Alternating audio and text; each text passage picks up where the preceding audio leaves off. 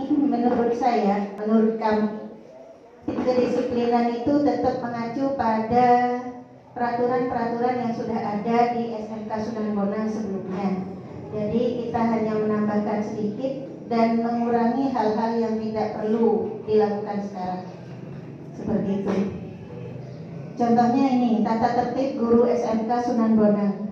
Menurut kehadirannya A, guru paling lambat datang pukul 6.50. Jadi ini kalau seumpamanya kita terapkan dalam sehari-hari, ini akan nampak lebih baik dan akan memicu kondisi siswa yang semakin datang pagi mungkin. Nah, kalau seumpamanya kita itu mulai dari diri kita sendiri, dari guru dulu dah yang datang lebih awal, insya Allah muridnya juga akan mengikuti begitu.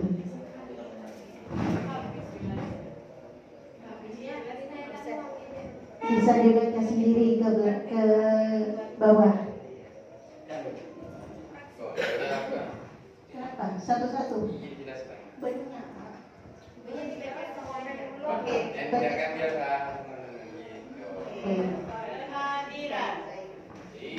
Siap.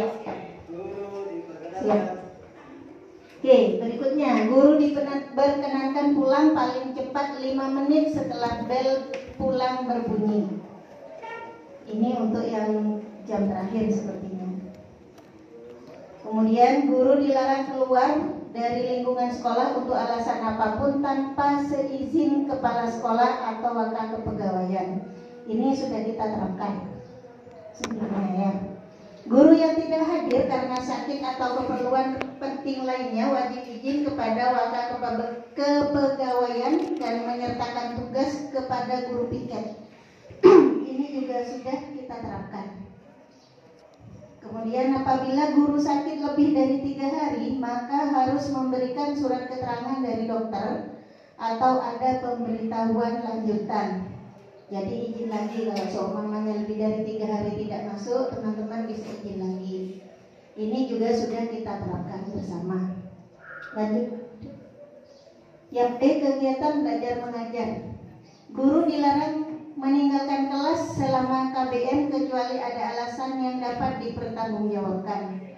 Sepertinya ini belum semuanya menjalankan. Ada beberapa guru yang mungkin masih sering meninggalkan kelas. Iya. Iya, sepertinya sudah menyadari salah satunya. Oke. Mungkin kalau seumpamanya ini benar-benar kita terapkan, nanti kondisi kelas akan lebih kondusif dari biasanya. Tidak akan ada lagi anak-anak yang nongkrong di warung atau di luar kelas saat jam pelajaran berlangsung. Guru dilarang menerima tamu di dalam kelas kecuali ada alasan yang dapat dipertanggungjawabkan. Sepertinya ini tidak pernah terjadi. Alhamdulillah, semoga ini bisa terus kita pertahankan, tidak ada tamu di dalam kelas saat mapel berlangsung. Guru dilarang tidur di lingkungan sekolah selama KBM dan jam kerja kecuali ada alasan yang dapat dipertanggungjawabkan. Iya, nah mengaku pertama ini. Ya, ini masih sering kita lihat. Mungkin guru yang tidak punya jam biasanya menggunakan kantor untuk tidur biasanya. Iya, pagi dia pasti. Biasanya dia langsung difoto ini sama Pak Kepala Sekolah, dibilang orang hilang di grup. Guru dilarang membawa dan mengaktifkan ponsel selama KBM berlangsung kecuali ada alasan yang dapat dipertanggungjawabkan.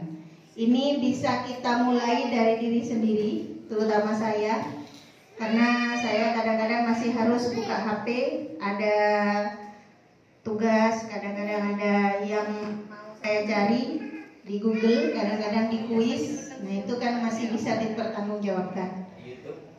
Di YouTube enggak, saya enggak pernah buka YouTube kalau di kelas.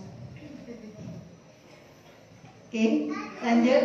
Guru dilarang menggunakan komputer atau internet selama KBM kecuali ada alasan yang dapat dipertanggungjawabkan.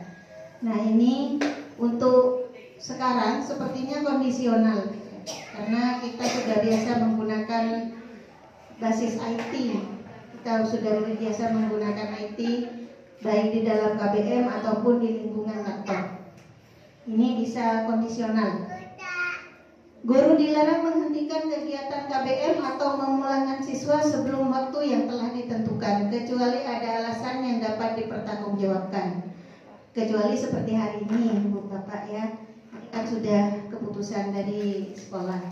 Nah, biasanya kita juga tidak pernah mendapati guru yang memulangkan siswanya duluan. Biasanya sampai di jam terakhir itu guru-guru tetap bertahan. Kecuali memang tidak ada muridnya, ditinggal oleh siswanya yang sebelum kita masuk dipulangkan sampai jam 1. Biasanya kalau masih dipulangkan jam 3 itu anak-anak sudah pulang duluan, jam 1 tinggal sedikit muridnya. Lanjut Pak. Disiplin dan norma. Guru harus mematuhi dan mengamalkan kode etik profesi guru di dalam maupun di luar sekolah. Ini bisa dipahami. Guru dilarang merokok di lingkungan sekolah. Nah, ini mungkin yang harus kita terapkan. Ini mungkin baru untuk para ahli hisab. Para ahli hisab ini mungkin harus belajar, ya, disediakan ruangan atau belajar untuk menahan diri dulu, Bapak. Yang di dalam kelas mulai berkurang sudah, yang di kantor juga hanya sesekali, dan waktu di rapat kita sudah total untuk menerapkan ini. Ini adalah awalan yang baik. Guru harus melaksanakan tugas administrasi dengan teliti dan tepat waktu. Bisa dipahami ya ini. Guru harus mempraktikkan 6S: sapa, salam, senyum, sopan, santun, dan sabar. Ini juga sudah kita praktekkan. Kita sepertinya guru-guru yang sabar. Apabila guru melakukan perbuatan melawan hukum, maka akan langsung dilakukan pemutusan hubungan kerja dan dilaporkan kepada pihak yang berwajib. Semoga ini tidak pernah terjadi di SMK Sunan Bonang. Amin. Lanjut. Sanksi.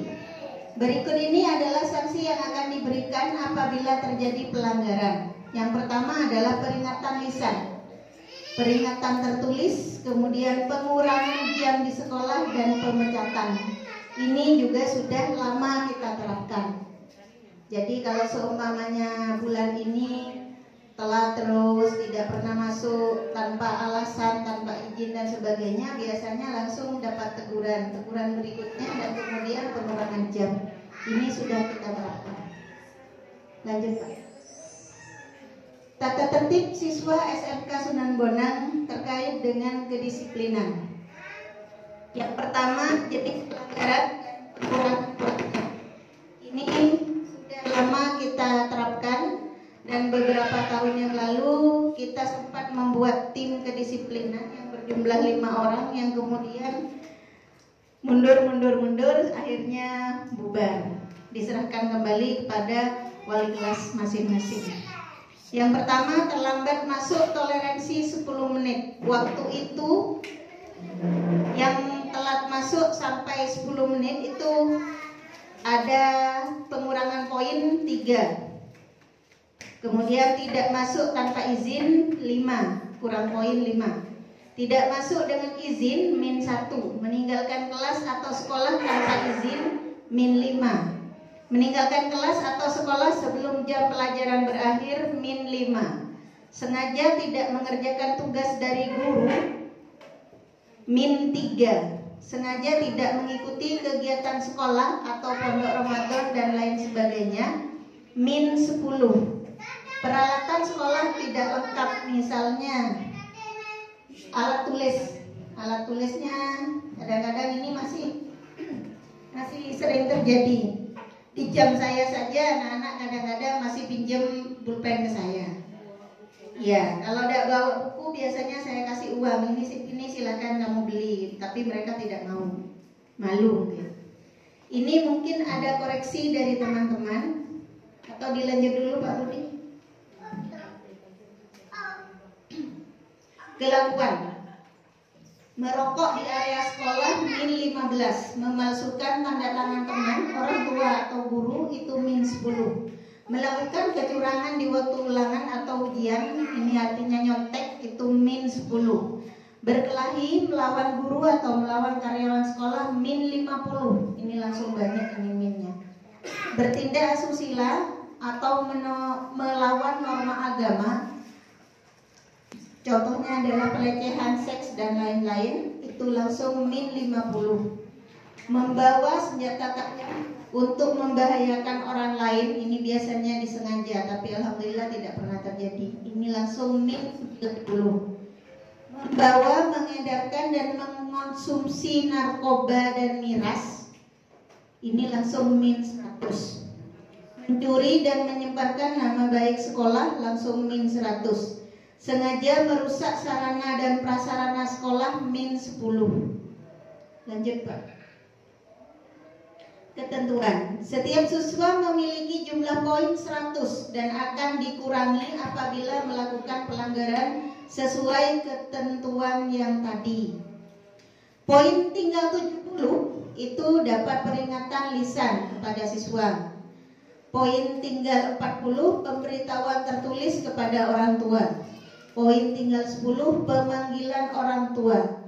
Poin habis dikembalikan kepada orang tua atau diasramakan selama 1 semester.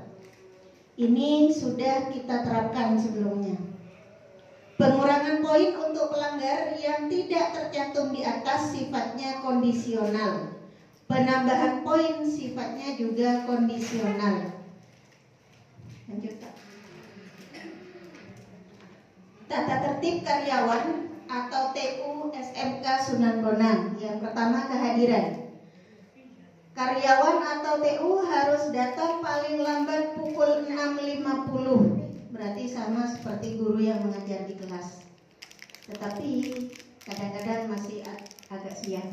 Ini bisa dipahami Bu ya. Karyawan atau TU diperkenankan pulang paling cepat 5 menit setelah bel pulang berbunyi. Karyawan atau TU dilarang keluar dari lingkungan sekolah untuk alasan apapun tanpa seizin kepala sekolah atau waka kepegawaian. Karyawan atau TU yang tidak hadir karena sakit atau keperluan penting lainnya wajib izin kepada waka kepegawaian. Apabila karyawan atau TU sakit lebih dari 3 hari, maka harus memberikan surat keterangan dari dokter atau ada pemberitahuan berkelanjutan.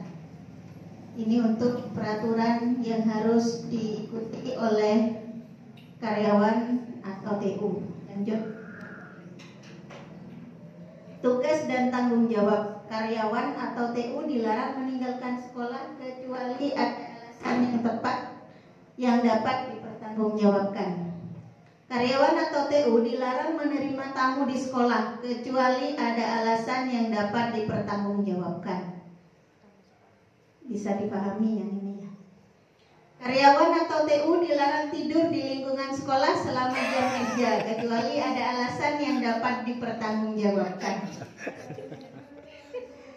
Bisa dimulai hari ini mungkin. Menggunakan HP seperlunya. Ini ya. Termasuk saya. Menggunakan fasilitas sekolah apabila berkaitan dengan tugas. Jadi kalau seumpamanya tidak ada kaitannya dengan tugas, ini berarti kita dilarang untuk menggunakan fasilitas sekolah. Mengerjakan tugas sesuai tupoksi masing-masing. Biar kita itu ada batasan-batasan. Jadi tidak mengganggu batasan orang lain. Lanjut. Disiplin dan norma. Karyawan atau TU harus mematuhi norma agama, norma sosial dan norma susila, baik itu dalam lingkungan sekolah maupun di luar lingkungan sekolah. Karyawan atau TU dilarang merokok di lingkungan sekolah. Banyak dulu saya baca. kita masuk. Pikir ada Karyawan atau TU harus melaksanakan tugas administrasi dengan teliti dan tepat waktu. Karyawan atau TU harus mempraktikkan 6S: salam, sapa, senyum, sopan, santun, dan sabar. Apabila karyawan atau TU melakukan perbuatan melawan hukum, maka akan langsung dilakukan pemutusan hubungan kerja dan dilaporkan kepada pihak yang berwajib. Lanjut, Pak. Sanksinya. Berikut ini adalah sanksi yang akan diberikan apabila terjadi pelanggaran. Pertama, peringatan lisan. Kedua, peringatan tertulis. Tiga, pengurangan jam sekolah. Dan keempat, pemecatan. Pelaksanaan. Keaktifan guru dan karyawan di bawah pengawasan Wakakepegawaian. Keaktifan siswa di bawah pengawasan guru dan wali kelas. Absen guru akan dilihat melalui fingerprint. Absen siswa akan ditangani langsung oleh petugas yang ditunjuk untuk mengabsen pagi dan siang. Ini sudah lama kita laksanakan untuk poin 1 sampai poin 3. Yang poin 4 ini dulu pernah kita laksanakan, waktu itu saya masih baru di sini. Waktu itu kalau tidak salah Pak Usman yang punya tugas untuk mengabsen siswa 1 jam setelah jam pelajaran dan 1 jam sebelum pulang sekolah. Nah, waktu itu sepertinya ini berjalan dengan baik. Kalau seumpamanya sekarang kita laksanakan, sepertinya juga akan lebih baik daripada kondisi sebelumnya. Kalau seumpamanya ini yang poin 4 nanti oleh petugasnya bisa langsung difoto dan dikirimkan pada wali kelas masing-masing, sehingga guru dan wali kelas yang ada, guru wali kelasnya itu bisa langsung menelpon atau WA jadi langsung ke wali muridnya untuk memberitahukan kehadiran putra-putrinya. Ini mungkin akan lebih baik daripada kondisi sebelumnya. Lanjut, Pak Putih. Instrumen yang dibutuhkan: absensi guru dan siswa, petugas piket harian. Petugas piket harian ini sudah ada. Absensi guru dan siswa ini sepertinya juga sudah ada. Buku poin, pulpen, dan ruang UKS. Ruang UKS ini yang belum kita punya. Jadi kalau seumpamanya ada keluhan anak yang pusing, mual atau apa, anak-anak jangan langsung dipulangkan. Kenapa? Karena kita khawatir ada sesuatu yang akan terjadi di jalan. Kecuali memang mau diantarkan, tidak apa-apa. Nah, untuk ruang UKS ini kita bisa usahakan, Pak. Insya Allah bisa diusahakan. Lanjut, Pak. Belum? Sudah? Ya. Monggo teman-teman apabila ada